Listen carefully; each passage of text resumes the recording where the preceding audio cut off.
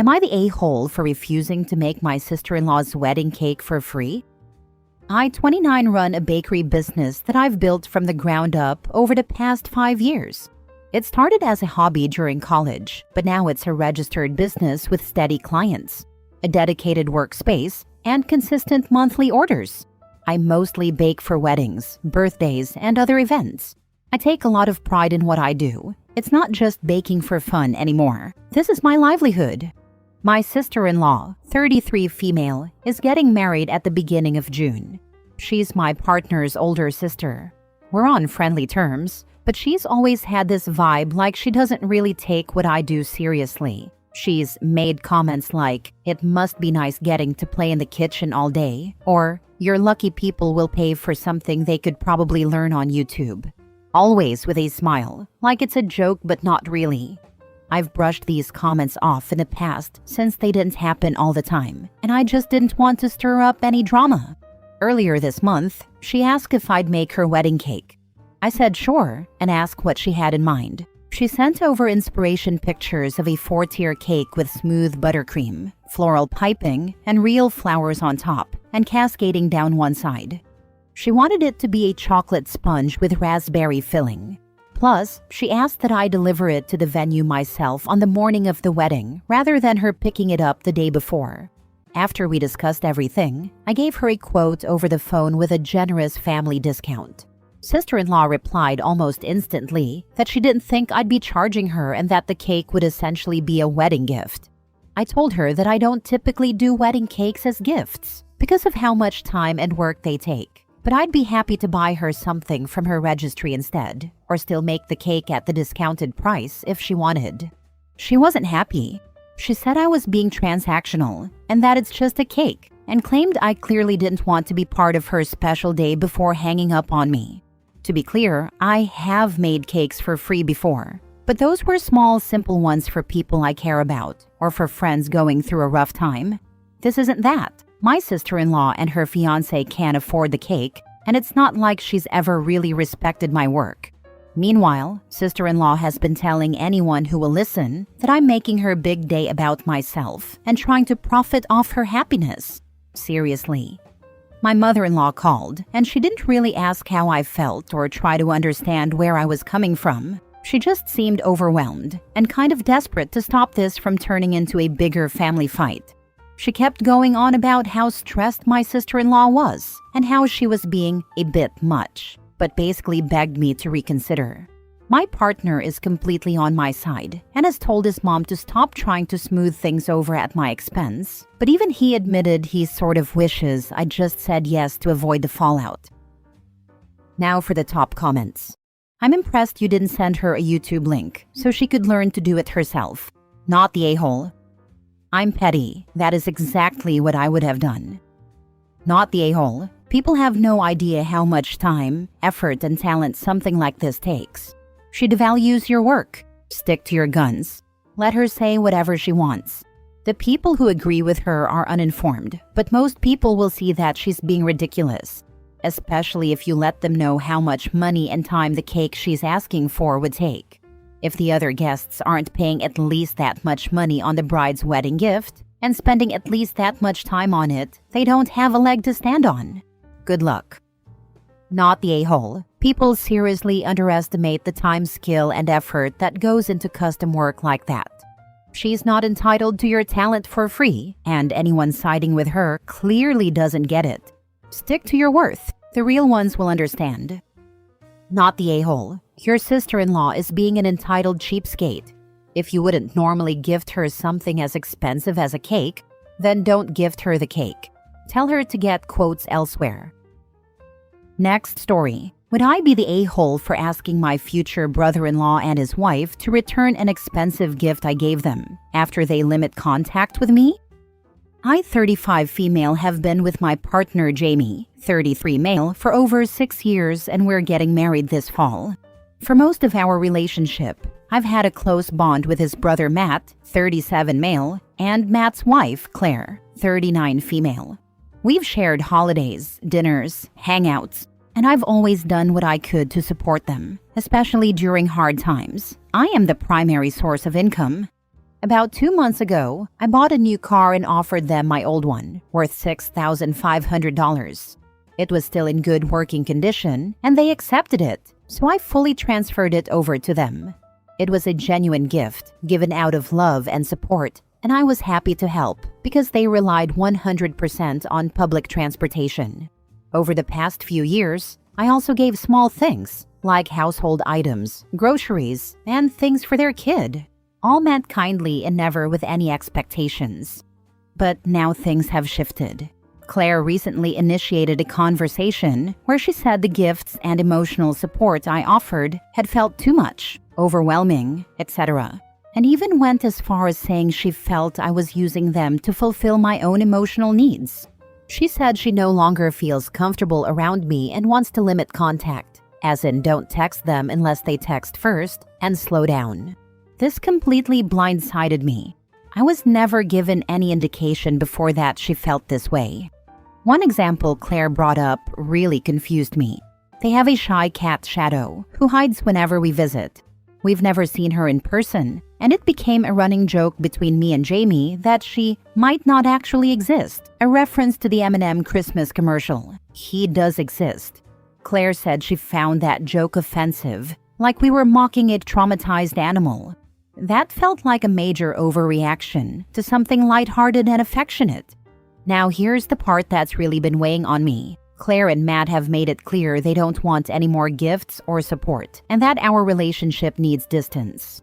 Gifts for their kid are okay, and they're still happy to keep the car I gave them, something that came from a time when our relationship was close, warm, and mutual.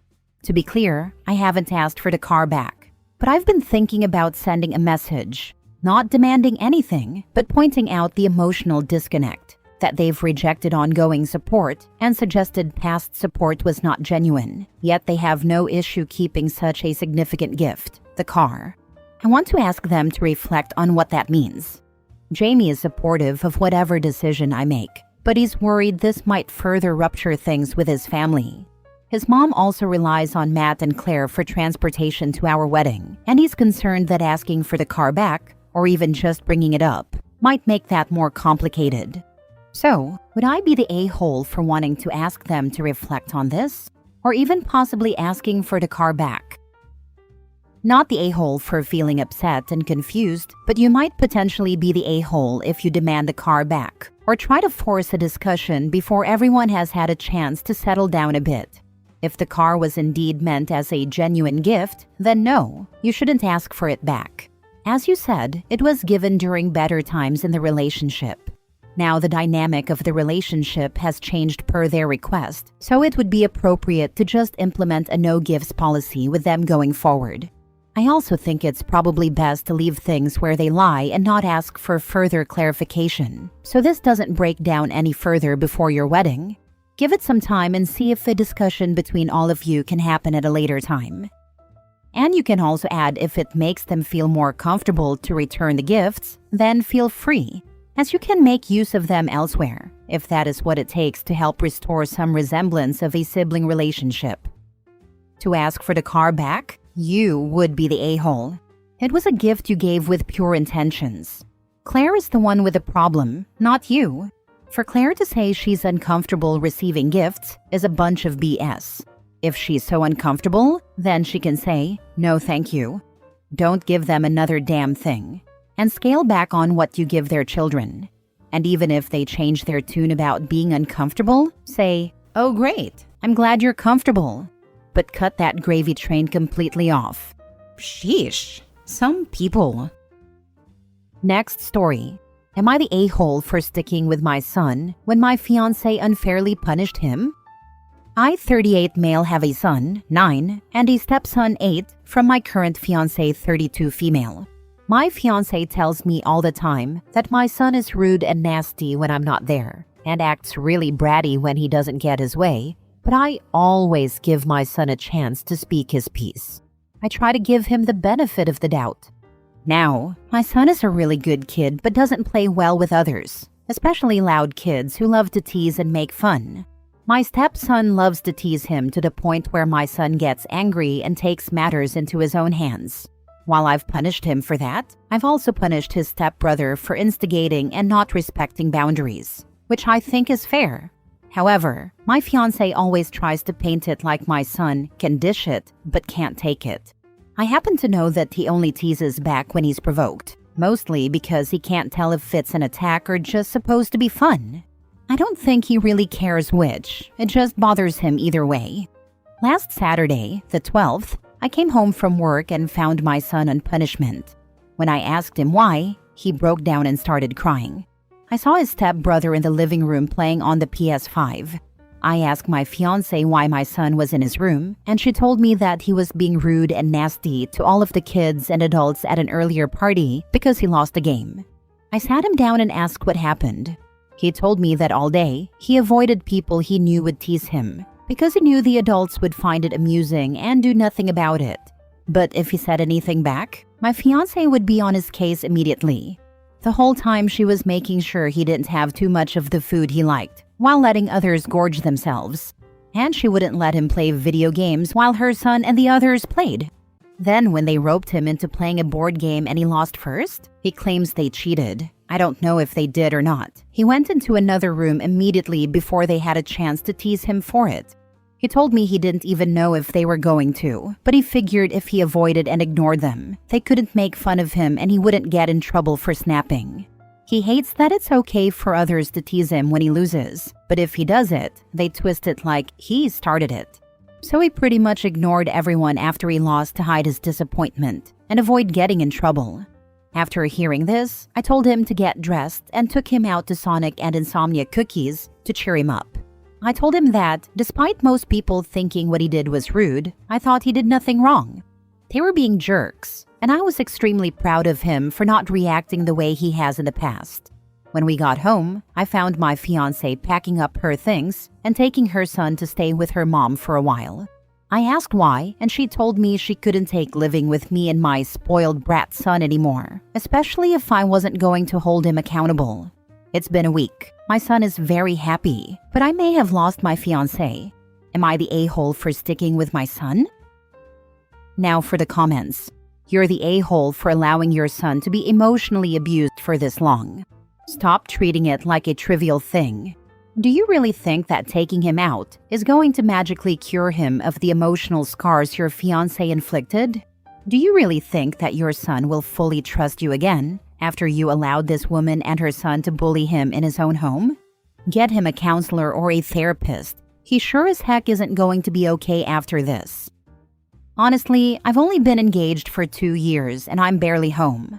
I haven't really seen the signs as she's been really covert with it. I get that I may have been better off removing her and her son out of our lives, but I honestly just wanted things to work out and I wanted to be sure. I have him scheduled for an autism assessment coming up next week. So you have made your son suffer for years because you wanted to make it work?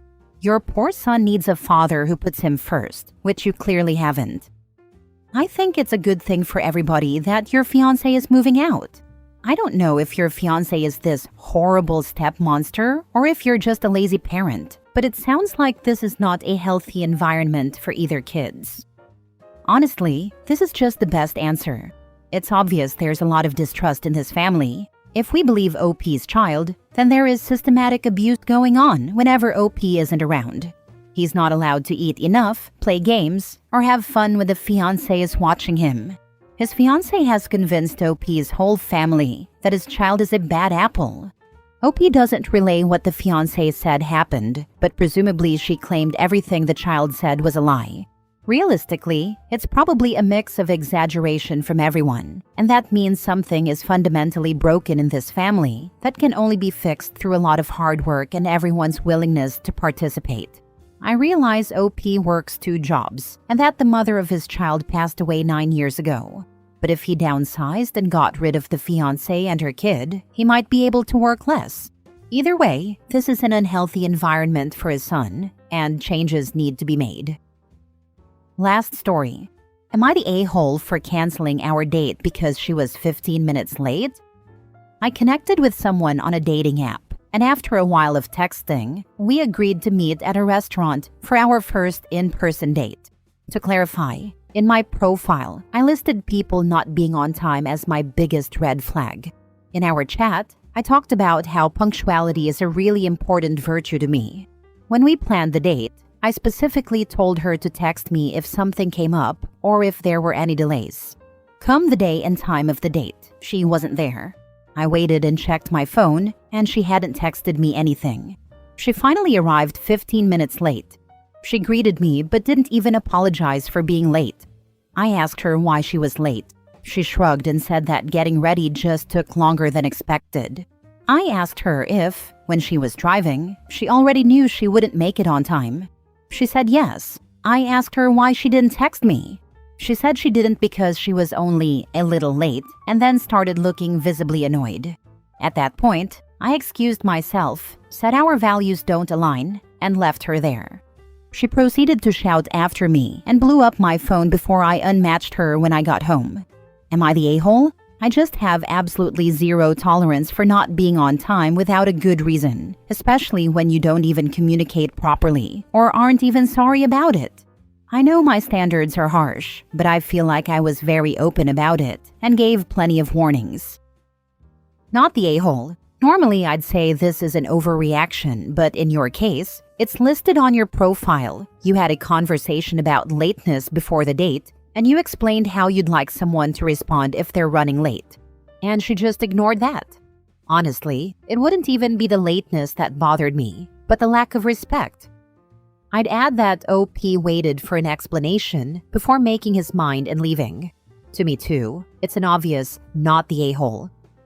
Yeah, OP even asked what happened and why she didn't text. Just disappearing from the restaurant would have been bad. You don't know if she got crushed under a falling jet engine a la Donnie Darko 2001.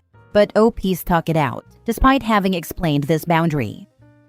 This is what I consider a pretty rare situation, where technically you're not the a-hole in this particular situation, but I'm sorry man, you very much come off like an a-hole generally. I just have absolutely zero tolerance for not being on time without good reason. I have listed people not being on time as my biggest red flag. In our chat, I talked about how punctuality is a really important virtue to me.